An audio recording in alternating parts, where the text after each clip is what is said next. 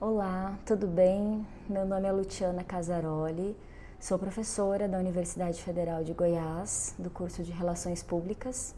Estou aqui hoje para conversar com vocês, a convite da professora Simone Tuso, a respeito da temática de imagem em relações públicas, da imagem mental à imagem de marca. Bom, para iniciarmos essa conversa, eu gostaria de começar com uma questão para todos vocês pensarem. Afinal, o que é imagem em relações públicas? Essa questão ficou na minha cabeça durante muitos anos e eu tenho dedicado mais de 20 anos de pesquisa para tentar resolvê-la. Desde a minha graduação, eu ficava muito interessada para saber a respeito da construção da imagem de uma organização, desse posicionamento dessa imagem, como que nós profissionais de relações públicas tecemos estratégias dentro de uma estrutura de planejamento e de comunicação organizacional para termos uma identidade forte e posicionarmos uma imagem positiva na mente dos públicos. E desde então eu venho me questionando, afinal de contas, o que é esse termo imagem? E aí, a partir desse questionamento inicial, eu segui alguns percursos dentro da minha jornada acadêmica. Um dos principais deles foi, sem dúvidas, a formação em relações públicas. Em seguida, eu fiz uma opção por um mestrado em comunicação midiática, porque eu também tinha um interesse gigante em entender essas imagens que circulam pelas mídias e como que essas imagens técnicas que circulam pelas mídias conseguem construir uma imagem na mente dos públicos. Bem, com essa questão da minha vida posta, consegui resolver alguns dilemas existenciais e seguir o meu percurso em busca desse estudo, porque quanto mais eu estudava a respeito da imagem, eu notava que mais complexo era esse sistema. Então, eu fui fazer meu doutorado em linguística. Terminei meu doutorado em letras e linguística, estudei prioritariamente análise de discurso, assim, principalmente da linha francesa de análise de discurso, e também enveredei as minhas pesquisas em relação ao imaginário, principalmente na linha da antropologia do imaginário de Gilbert Durand, porque eu entendi que esse complexo de imagens, ela perpassa uma questão de linguagem. E não é só uma estrutura superficial da linguagem, é uma estrutura profunda da linguagem.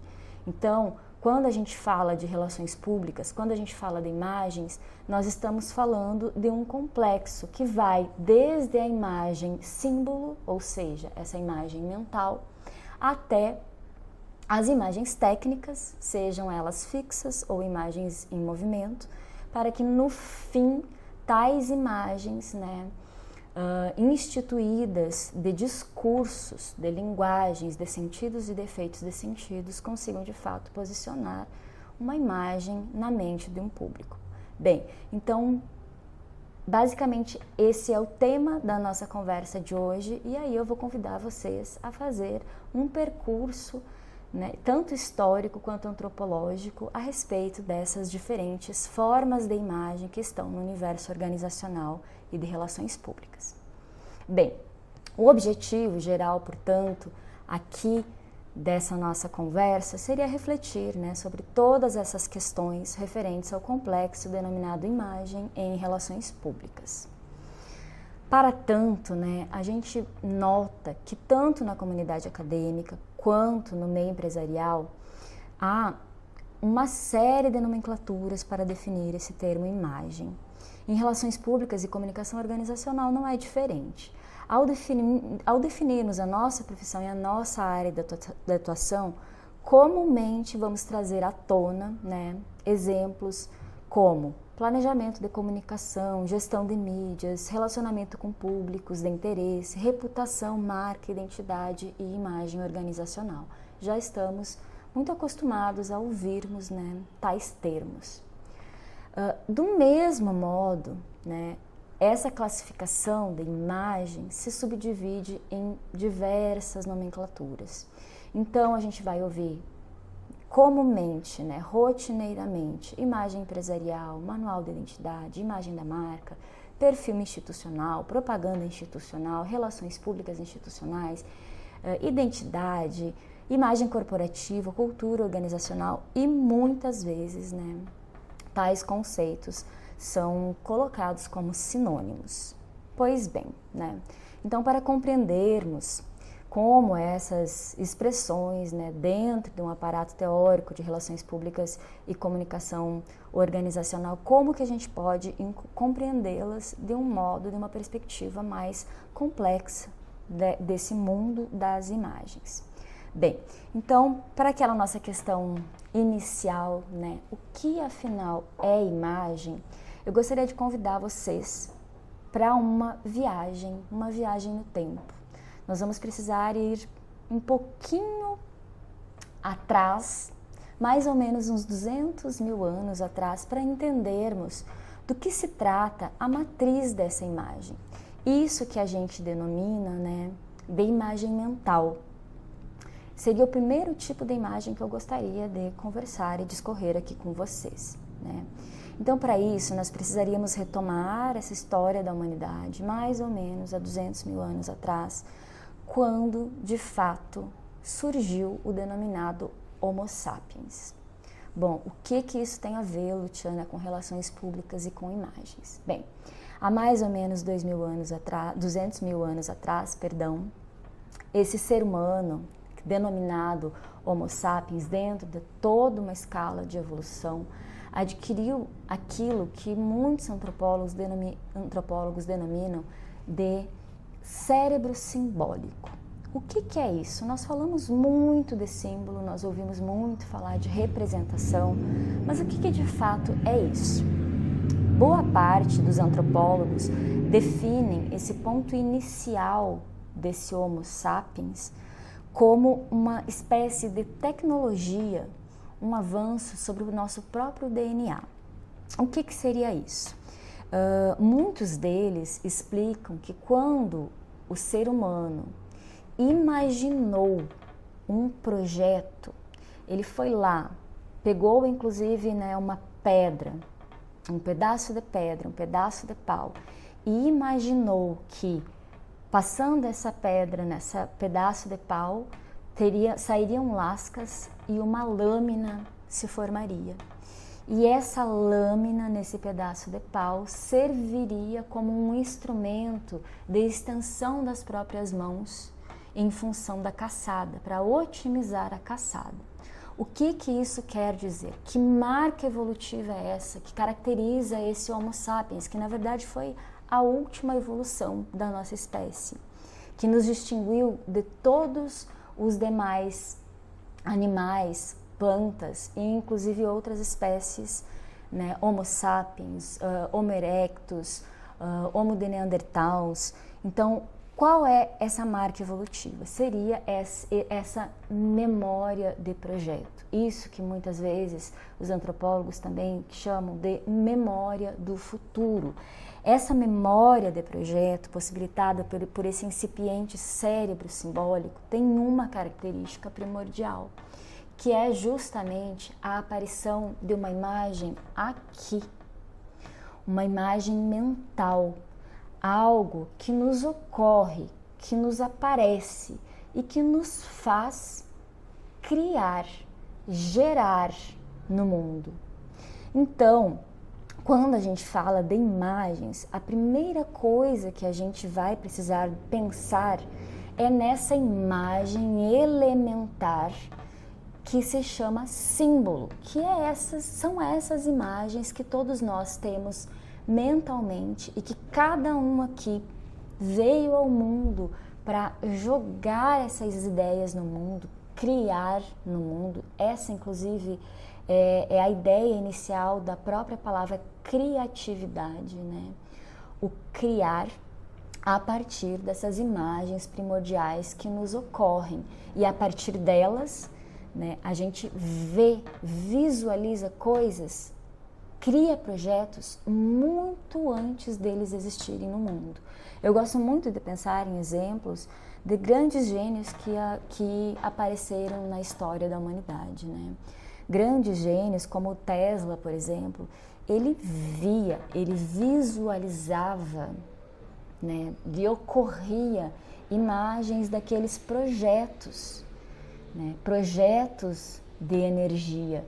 E ele simplesmente fazia o quê? A partir dessas imagens que literalmente o assediavam, é um termo muito comum que a gente usa dentro da antropologia do imaginário, ele precisava rabiscar, jogar para fora do seu mundo mental, criar uma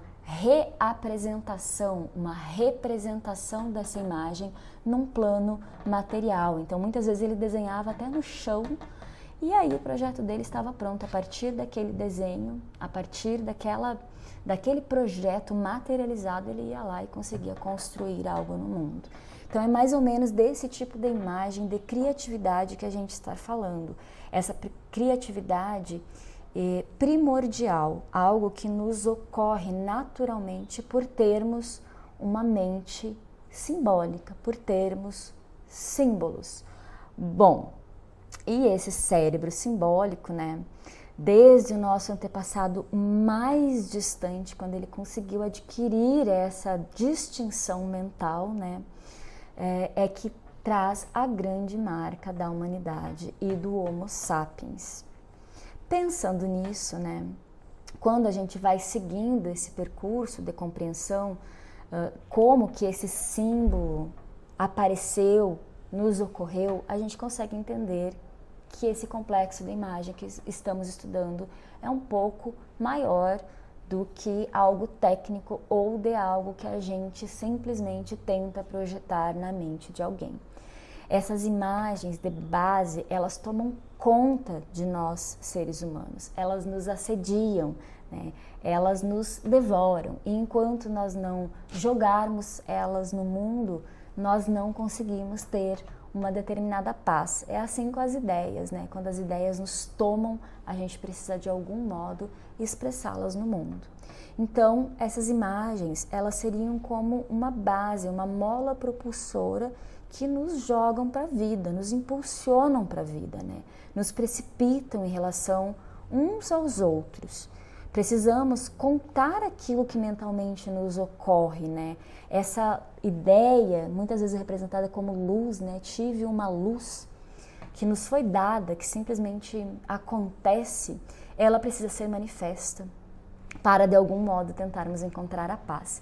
Nesse livro aqui, né, sobre a dimensão simbólica, vocês conseguem encontrar um pouquinho mais a respeito dessas teorias que eu estou trazendo aqui, levantando aqui, né, a respeito do simbolismo, desde a nossa evolução primordial até os tempos atuais, né, continua sendo o mesmo, nada mudou. Bem, então, quando a gente pensa que esse símbolo, essas imagens mentais são a nossa grande mola propulsora, né, que nos jogam no mundo e principalmente nos jogam em relação ao outro, a gente começa a entender aí as bases que podem definir a própria comunicação. E aí aqui eu uso muito um autor chamado Adair Peruzolo, que foi meu querido orientador na Universidade Federal de Santa Maria, foi meu orientador da graduação, do mestrado. Ele tem um livro belíssimo chamado A Comunicação como Encontro, que eu carrego para a minha vida porque ele me transformou enquanto pessoa e enquanto profissional. E eu queria trazer um pouquinho aqui para vocês. Então, quando a gente pensa em comunicação, a gente não precisa necessariamente pensar a partir de um aparato tecnológico, né, robusto, mediatizado, como a gente tem na atualidade. Quando a gente pensa na comunicação, primeiramente a gente deve se referir àquele princípio mínimo, né, essencial, a comunicação como encontro. Bom, encontro do que, professora Luciana? Primordialmente, encontro entre sujeitos que se precipitam para uma relação de comunicação. Comunicação como uma força vital, como uma força geratriz, como pulsão de vida que nos faz sujeitos simbólicos, contadores de histórias no mundo. Contamos histórias desde os primórdios para a nossa própria sobrevivência e sim para a sobrevivência do outro. Somos precipitados em relação ao outro, sempre. Fomos e somos seres sociais em virtude de tudo isso e em virtude principalmente da emergência do símbolo, né? E da comunicação como uma força que de fato nos impulsiona há milhares de anos para que a gente conviva, para que a gente construa uma cultura, para que a gente construa uma sociedade, né? Partilhe de valores, partilhe ideias que nos ocorrem, e todo o complexo que a gente vê hoje, comunicacional, midiático, é reflexo disso. Bom, quando a gente pensa 200 mil anos atrás, na emergência desse símbolo, a gente pode imaginar que não tinha celular nem computador nessa época. Esses primeiros seres humanos, os nossos antepassados mais remotos, como o Gilbert Durand fala, um grande pesquisador do imaginário, nesse livro As Estruturas Antropológicas do Imaginário, ele diz, esse grande macaco nu, que é o nosso mais antigo antepassado, ele começou a se precipitar em relação ao outro por meio de gestos, por meio de grunhidos, né? As primeiras formas de comunicação surgiram desse modo. Muitos anos depois surgiram os desenhos nas cavernas. Mas, professora, não seria a arte rupestre? Sim, quando a gente usa o termo arte rupestre, a gente se inscreve, né, dentro de uma ciência muito específica, que é a ciência das artes. Quando a gente fala, a minha fala traz aqui o termo desenhos rupestres, eu estou realmente me referindo à ciência da comunicação, porque eu entendo, assim como muitos antropólogos e comunicadores, como uma própria evolução da expressão comunicativa. Nós começamos por gestos e grunhidos, né? Em seguida, ainda de modo muito rudimentar, a gente precisa começar a contar essas histórias por meio dos desenhos nas cavernas. É só muito posteriormente que alcançamos um sistema de língua, de fala, de linguagem, de fato mais avançado. Ensaiamos nossas primeiras palavras orais e escritas como reflexo desse sistema rudimentar de gestos, grunhidos e desenhos. Foi só milhares de anos mais à frente que a escrita de fato começa a surgir, né, em pergaminhos, em papel, em livros, jornais, revistas, rádio, televisão, cinema, hoje celulares, sites, redes sociais, né? Então, nós continuamos com a linguagem básica de gestos, sons, desenhos e, claro, o denominador comum de toda evolução comunicativa e midiática, que é o nosso velho ancestral, o símbolo, sempre presente, sempre vivo, marcando a nossa história de relações públicas e de comunicação, porque, de fato, somos contadores da história. E observem, há um dado interessante, que quando a gente observa o desenvolvimento das crianças, elas percorrem esse mesmo percurso antropológico da comunicação. As crianças, para entrarem nesse mundo simbólico, esse mundo da linguagem que Piaget nos traz com muita sabedoria, elas vão perpassar por todos esses passos, gestos, grunhidos, e inevitavelmente vão tentar desenhar nas cavernas pós-modernas, que são as paredes das nossas casas. Depois vão para telas, né, para o papel, entram no mundo da linguagem, da fala, da escrita formal e assim por diante. Então, eu gosto muito de pensar nessa evolução mesmo da comunicação, né, dentro dessa perspectiva da antropologia da comunicação em consonância com a antropologia do imaginário, que vai nos trazer esses ricos conhecimentos acerca do símbolo e do universo simbólico. Bom, avançando um pouquinho mais, né, o nosso olhar sobre a conexão entre imagem e RP vai ser carregado, né, dessa história. Todos nós somos contadores de histórias natos, mas um RP é um contador de histórias profissionais, ele vai precisar garantir a sobrevivência das organizações, dos seus assessorados para os quais trabalha. Portanto, né, a gente vai compreender esse processo de comunicação sempre como sendo um sistema de comunicação simbólica, porque envolve seres humanos com mentes simbólicas.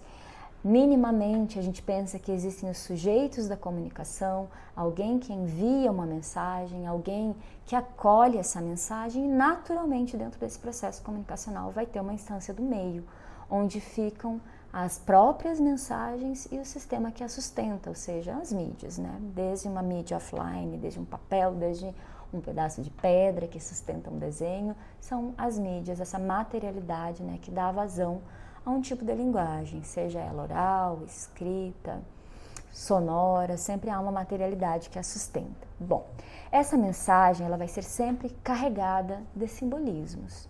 Melhor a adequação entre desejos daquele que envia a mensagem com os desejos pessoais com os desejos da mente daquele que as recebe. É por isso, mora aí a importância do conhecimento dos nossos públicos. Conhecer os nossos públicos é conhecer os seus desejos, as suas necessidades, mas principalmente quais são as imagens que o movimentam. Inclusive, queria deixar mais uma questão aqui para vocês. Que imagens movimentam vocês? Que imagens que os assediam?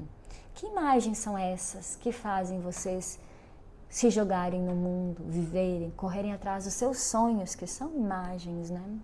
Então, quando a gente pensa no processo comunicacional de base, estamos sempre pensando nessa negociação de sentidos por meio de imagens. Imagens idealizadas, imagens amadas, imagens simbólicas, projeções pessoais e coletivas, individuais e arquetípicas, complexas, para além de uma cadeia de informações e emoções, repletas de subjetividades. Sons têm imagens, palavras verbais têm imagens. Esse geralmente é um domínio que a semiótica, né, cuida muito bem, rege muito bem. São exatamente esses campos que estudam a linguagem da imagem. Então, por exemplo, quando eu vou falar aqui para vocês a palavra restaurante, nós somos capazes, né, de ter um conhecimento a respeito do conceito dessa palavra, que inclusive é dicionarizada, mas na mente de cada um de vocês apareceu um tipo de restaurante. E mesmo assim há algo em comum para permitir, né, a própria comunicação, a própria língua viva em movimento na sociedade. Então, a gente muitas vezes imagina que a nossa linguagem ela é puramente verbal e é um engano. A nossa mente é visual, a nossa mente é uma sequência de imagens que a partir delas nós precisamos transformá-las, racionalizá-las em discursos.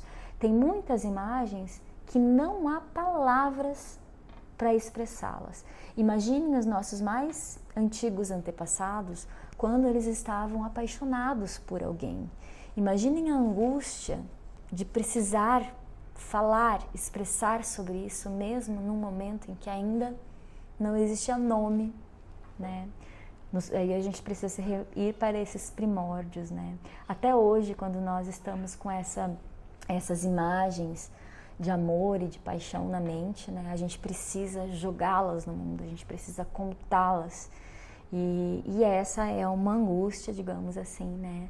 Que existe há muito tempo e que, de algum modo, dentro de uma cultura, dentro de uma linguagem, nós, enquanto coletivo, enquanto sociedade, conseguimos encontrar formas de expressar, né? A palavra saudade, ela não existe em todas as línguas, é uma palavra que existe em algumas línguas que expressam um sentimento muito específico, né?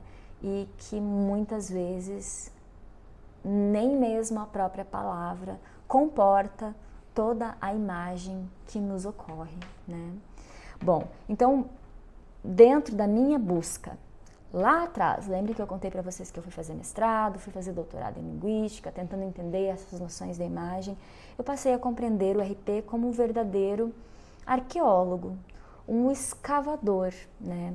Um estudo que pode partir, né, dessas mensagens a partir de um domínio superficial do discurso, dicionarizado, tanto de palavras quanto imagens, mas que a gente precisa sempre se aprofundar. Para conseguir construir a imagem de uma organização, nós precisamos mobilizar muitos discursos com diferentes linguagens, e esses discursos eles têm camadas, e o RP tem que ser muito consciente a respeito dessas camadas. Num nível mais superficial, né, nós temos essas narrativas, esses discursos que podem ser encontrados, inclusive conceitos dicionarizados. Mais abaixo nós vamos encontrar aí toda uma historicidade, um domínio social que dão conta de sustentar esses discursos, sustentar determinadas palavras, sustentar determinadas imagens. Abaixo nós vamos ter uma perspectiva ideológica, histórica, mitológica, imaginária, e talvez uma das camadas mais profundas que a gente tenha seja exatamente a arquetípica, muito bem trabalhada por Jung, né? Essa noção de arquétipos, essa noção da imensidade da nossa psique e de como que essa arquetipologia geral dos símbolos que está lá na base, né, interfere em todas as outras camadas discursivas, narrativas, até chegar na superfície, que muitas vezes é o que o Relações Públicas trabalha com mais materialidade, que são as imagens técnicas, né, o discurso já materializado. Quando eu falo em imagens técnicas, eu estou falando de foto, de vídeo, né, de post para as redes, de site, enfim, de release, de toda essa materialidade discursiva que faz parte da nossa rotina produtiva. Bom, no domínio da mensagem, né, é que nascem essas imagens técnicas. Elas são sempre recheadas de sentidos, de significados, de uma dimensão simbólica complexa, né, que vai dançar entre a nossa consciência e a nossa inconsciência, entre o corpo e a alma, entre o racional e o emocional, entre o individual e o coletivo, sem falar entre o passado, presente e futuro, né? De todos esses nossos ancestrais que ainda vivem e habitam em nós. As mesmas imagens, o mesmo conjunto de arquétipos que ocorreu a esse Homo sapiens, né, lá nos primórdios dos tempos, ainda está aqui, ainda vibra aqui em todos nós. Bom, dentro dessas imagens técnicas, nós vamos tentar sempre trazer para essa questão da antropologia, né, enquanto antropologia do imaginário, enquanto imagens de base, né. A formação simbólica, quando a gente olha, principalmente dentro de uma teoria de Gilbert Rust, ele vai entender que essas imagens básicas que ele traduz, né, como estruturas antropológicas do imaginário, elas estão ancoradas fisiologicamente no nosso corpo. E ele elenca, né, 3 reflexos dominantes como base para esses símbolos, para essas imagens mentais. Ele entende, né, que há uma concomitância entre os gestos do corpo e a formação das imagens simbólicas, desde os primórdios dos tempos. De Rust vai elencar 3 gestos reflexológicos dominantes, estudando muito, principalmente, as teorias de Becherev. O primeiro deles é o reflexo postural, com consequências físicas, psíquicas e simbólicas. O segundo é o reflexo digestivo e o terceiro é o reflexo sexual. São esses 3 reflexos que ele usa como base da classificação simbólica. E as consequências para as imagens técnicas, naturalmente, são uma decorrência desse estado fisiológico. Bom, professora, como assim? Eu vou trazer um exemplo aqui para vocês. Vou trabalhar basicamente com reflexo postural, porque me parece que a atividade de relações públicas está muito ligada a esse reflexo fisiológico básico que mapeia uma diversidade de valores que a gente corre atrás todos os dias, né, cegamente. Muitas vezes na vida como um todo, em sociedade, mas principalmente na rotina produtiva de um profissional de RP, né, que corre atrás do posicionamento de uma imagem, né, incansavelmente. Observem essa palavra, inclusive. Bom, voltamos lá para o nosso mais antigo ancestral, nosso grande macaco nu, nas palavras de Rust. Esse ser humano, ele, quando lhe ocorreu o cérebro simbólico, lhe ocorreram outras transformações fisiológicas. A primeira delas, que interfere muito quando acontece essa interferência fisiológica e a aparição do símbolo, é o ato de ficar em pé. Esse gesto postural de ter ficado em pé marcou muito todo o conjunto simbólico da raça humana. Bom, no momento, imaginem esse nosso mais antigo antepassado que, né, tinha formas de comunicação rudimentares, como falamos antes, né, se levantou, se ergueu no eixo vertical, adquiriu essa postura bípede. E com isso, quais são as consequências ainda fisiológicas desse ato de ter ficado em pé? Ele liberou as mãos.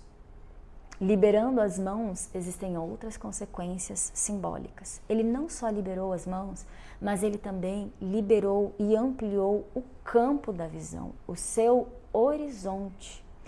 Liberando o campo da visão, surgem milhares de consequências simbólicas, né, em torno do enxergar longe, do projetar, né, de buscar a luz, a claridade, de esclarecer as coisas, né, de ter ideias luminosas que lhe ocorrem.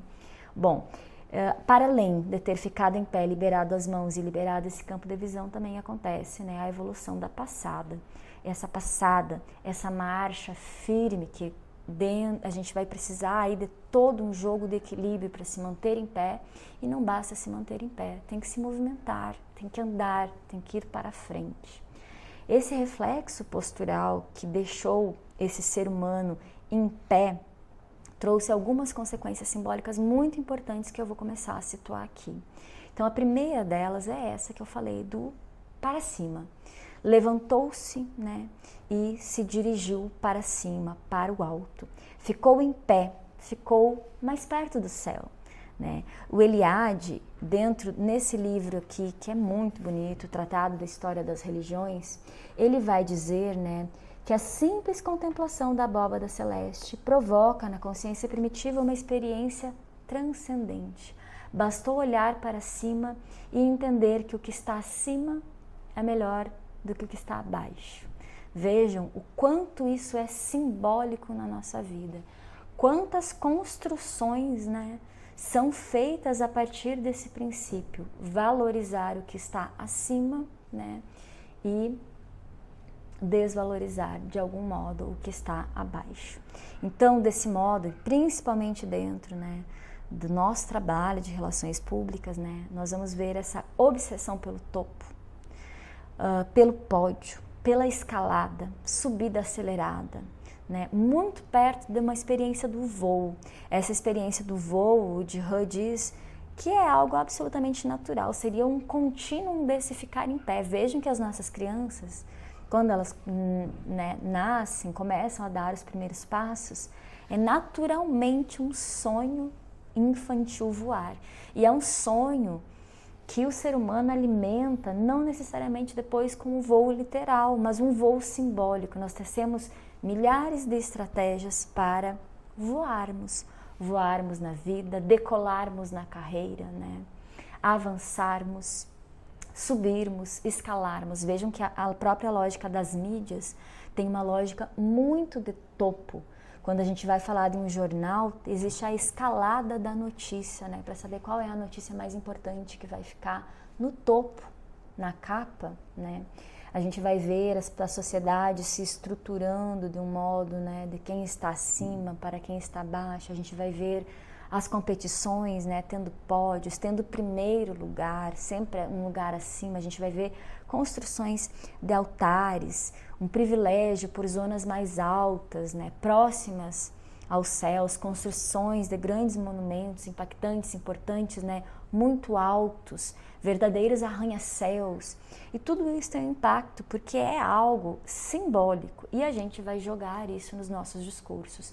Em RP nós temos verdadeira obsessão por tudo que está no topo. A lógica das mídias, das redes sociais, elas funcionam muito em função do que está no topo, do que está acima. Isso é um reflexo dessa dominante postural. Para além disso, esse nosso mais antigo ancestral, ele vai precisar, para se manter em pé, alimentar uma força muito grande nisso que a gente chama de abdômen, no core, que é o centro do nosso corpo, é o que nos dá estabilidade. Esses músculos, assim como o músculo da passada, o músculo central do nosso corpo precisou se desenvolver demais para adquirirmos tanto o movimento quanto o equilíbrio e principalmente a corrida. né? Já numa escala não verticalizada, vamos pensar aí numa escala horizontalizada. Então essa força no centro do nosso corpo nos trouxe, né, uma obsessão pelo centro. Então nós vamos lá, né, ter o centro das atenções, obsessão pelo centro das imagens, inclusive das imagens técnicas. A gente vai trabalhar muito, né, com o centro óptico, com o centro geométrico. Nós vamos trabalhar muito com equilíbrio, porque é um equilíbrio físico que a gente precisa buscar nas imagens. Então, quando a gente vai ver os princípios do design, um dos principais princípios é o equilíbrio. A pintura utilizou muito isso também, as esculturas e todas as imagens técnicas a partir disso. Os pesos, vejam que quando a gente fica em pé, a gente vai precisar aí regular uma noção de peso corporal. Se vocês passarem pela experiência de ficarem de cabeça para baixo, né? Pelo menos aqui no Brasil a gente fala plantar bananeira, mas existem diversas formas de expressar. Na cultura hindu, por exemplo, essa postura vai se chamar Shirshasana, né? O ficar de cabeça para baixo. A gente vai precisar reencontrar o equilíbrio nesse centro físico. Então, muitas vezes, quando a gente precisa um equilíbrio, inclusive na própria vida, a gente vai precisar ancorar isso fisiologicamente. É por isso, daí a importância de tudo isso que eu estou falando para vocês. Vou dar um exemplo clássico. Nós não conseguimos construir discursivamente um herói se ele não tiver uma postura de peito aberto, verticalizado, né, em direção aos céus. Vejam o super-homem, o fenômeno do super-homem, inclusive ele voa, né? Então, quando a gente constrói um herói, a gente sempre vai construir a partir de uma estrutura física. Dificilmente vamos vender um herói com uma postura mais curvada, né?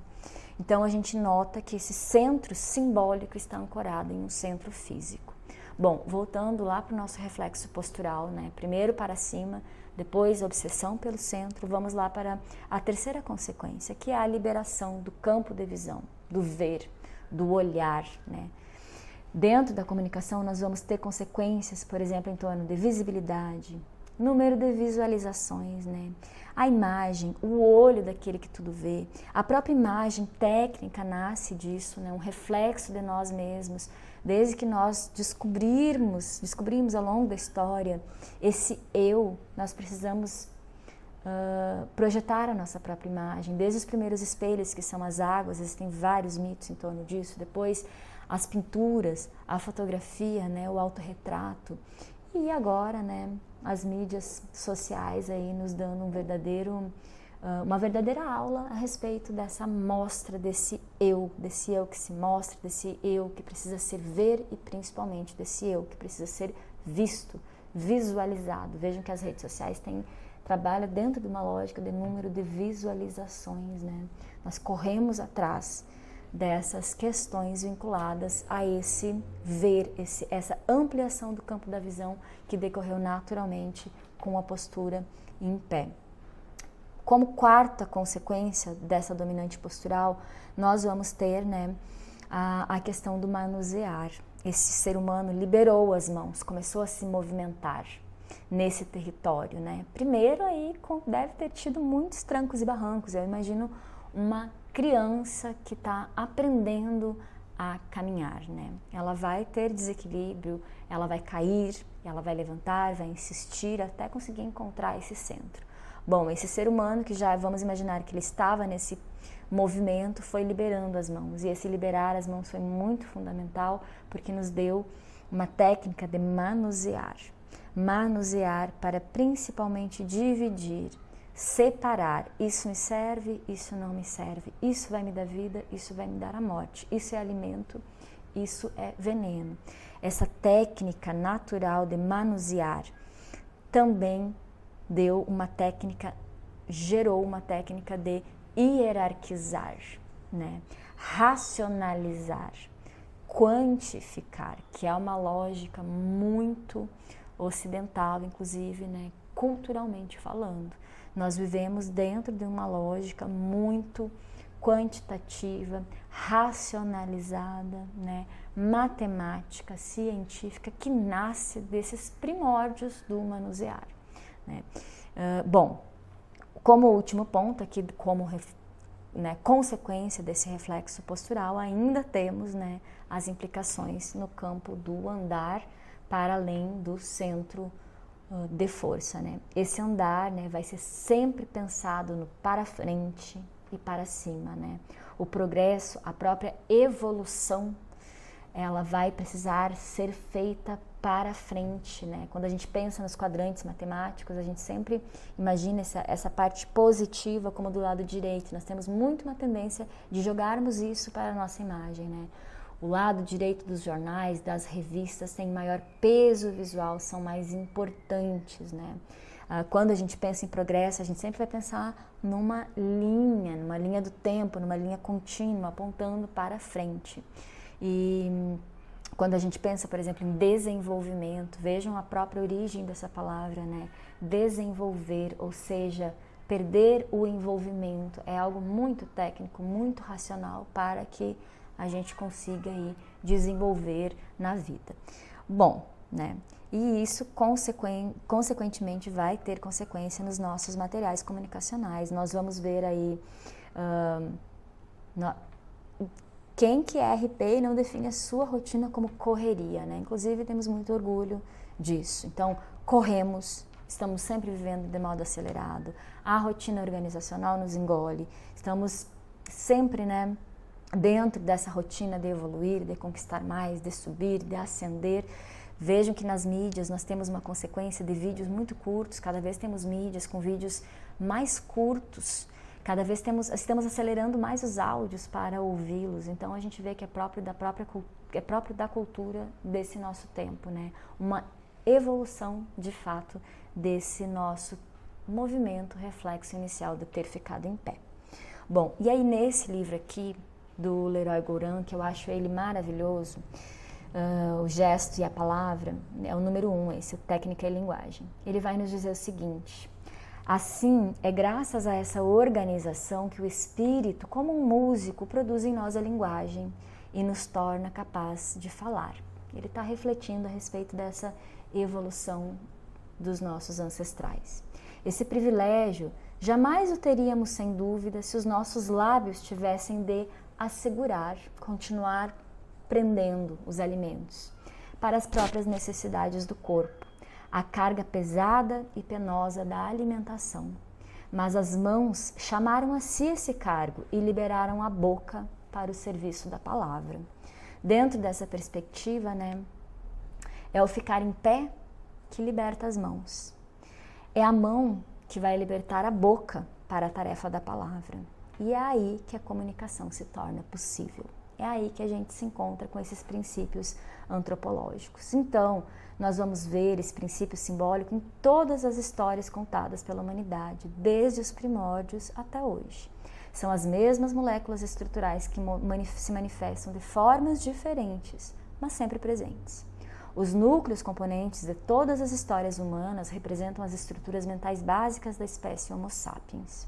Essas moléculas estruturais constroem o psiquismo pessoal e arquetípico. São expressões do inconsciente coletivo, sempre inesgotável em suas manifestações, sempre presente, né? Então, para concluir um pouquinho desse raciocínio em relação a essa dominante reflexa postural, né? Talvez seja exatamente o reflexo dominante mais impactante para a atividade profissional de RP, sobretudo em termos de posicionamento da imagem, que se dá por meio, né, de contações de histórias, discursos, narrativas em movimento. Vamos ter sempre obsessão pelo centro, né? Vamos ter obsessão pelo topo, vamos ter obsessão desse para frente e uma verdadeira obsessão imagética por quantificações, por métricas, por números, por dados, né? Por crescimentos, por impactos positivos, para posicionar, no fim, uma imagem positiva. Bom, então a imagem organizacional, né, e essa imagem de marca, elas são uma consequência, digamos assim, dessas imagens simbólicas primordiais, né, que nos ocorrem, que vão ser a base dessas imagens técnicas, como a gente viu aqui, com características, né, muito simbólicas, individual e coletivamente sendo construídas. E essas imagens, muitas vezes, elas brincam com a gente, né? Elas estão aí, vivas, alimentando sentidos, sentidos para a vida mesmo, né? Valores, culturas, ideologias. Nós buscamos incansavelmente uma imagem positiva para os nossos assessorados baseados nesses valores intangíveis do imaginário. Que imagens são essas que a gente tanto valoriza? Para onde que elas estão de fato nos levando, né? Há autores que acreditam que essa correria contra o tempo seja motivada pela nossa maior angústia existencial. Nossas questões sem resposta. De onde viemos, para onde vamos, quem somos. Logo nós, né, contadores de histórias, não sabemos de fato a nossa. Diante da finitude do tempo e diante da incerteza da morte, contamos histórias, deixamos nossas marcas. Criamos todas as formas de explicações, sejam sistemas de crenças científicas, mitológicas, religiosas, místicas, para tentarmos cobrir essa verdadeira face. A nossa total ignorância a respeito da verdadeira passagem do tempo e da aproximação da morte nefasta. Somos seres de fé, de crença, né? De ver o invisível na matriz simbólica básica. Cremos no que não vemos desde os primórdios dos símbolos e, inclusive, né, o manifestamos no mundo. Elaboramos nossas verdades objetivas ou não, tentamos convencer os outros das nossas verdades para nos sentirmos vivos e fazermos os outros sobreviverem. Um RP ele tem uma missão muito maior do que informar seus públicos, né, do que alimentar mídias, notícias, discursos, textos, imagens e sons. Um RP tem por vocação ler sujeitos. Provocar o encontro comunicativo, movimentar valores, ideias e principalmente imagens, símbolos. Imagens amadas, dar sentidos às vidas. Somos responsáveis pela circulação social dos sentidos e dos significados no meio social. E por todas as imagens que movimentamos, somos criadores de mundos possíveis, né? Então, era mais ou menos essa reflexão que eu queria trazer aqui para vocês hoje. Eu espero que vocês tenham entendido, gostado. Qualquer dúvida, né, que tiverem, eu estou aberta para discussões, para esclarecimentos. O meu e-mail é luciana_rp@ufg.br. E para encerrar, eu gostaria de ler um poema para finalizar a nossa conversa de hoje. Começa assim: o leitor é a esperança do livro, o toque é a esperança do corpo, o amor é a esperança da existência. Somos feitos de encontros. Até mais, obrigada.